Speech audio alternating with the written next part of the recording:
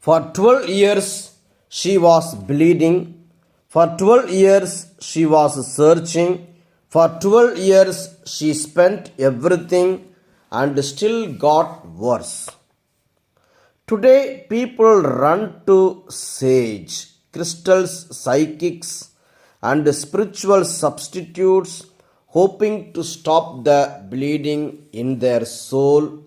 Yet the condition remains, because some wounds cannot be healed by rituals, they can only be healed by the power of God. In Mark chapter 5, we meet the woman with the issue of blood. Scripture says she suffered under many physicians and spent all she had, yet instead of improving, she grew worse. In Jewish culture, doctors commonly charged around 10 shekels of ongoing treatment of a chronic issue like hers.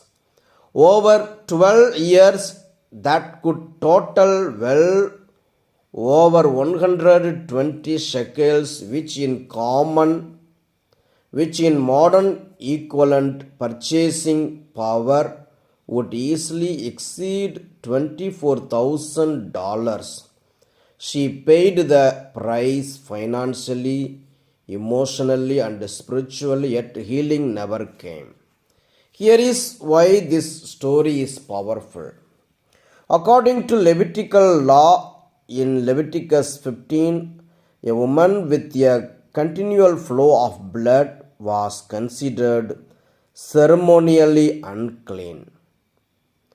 Anything she touched became unclean. Anyone who touched her also became unclean. By law, she was not supposed to be in crowds. She was not supposed to touch anyone. Yet she pushed through the crowd anyway. This shows us something deep. Religion would have told her stay away. Faith told her press in. When she reached Jesus, Scripture says she touched the hem of his garment. The Greek word used is Fr.D.John, K-R-A-S-P-E-D-O-N, meaning the fringe or tassel. In Hebrew, this connects to the word tisi, T-Z-I-T. The tassels Jewish men wore on their garments, commanded in Numbers 15, to remind them of God's covenant and authority. She was not randomly grabbing fabric. She was reaching for covenant authority. She understood that if she could touch the symbol of God's promise, power would flow. And immediately the bleeding stopped. The number 12 is not random either. In Scripture, 12 represents divine government and order. 12 tribes of Israel, 12 apostles, 12 foundations of the New Jerusalem. Her 12 years suffering met the authority of heaven, and divine order restored what chaos had stolen. Notice something else. She did not wait for Jesus to come to her. She pursued her healing. Faith moved her feet before it moved her condition. This is the conviction for today. Many people are spending years, money, and energy chasing spiritual substitutes that cannot produce life.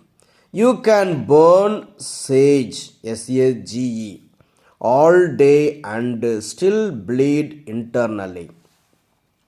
You can consult physics and still remain bound. You can try crystals, affirmations, and rituals, but only the presence of Jesus has the authority to stop what is draining your life. Religion said she was disqualified. Jesus called her daughter. The law said, stay back.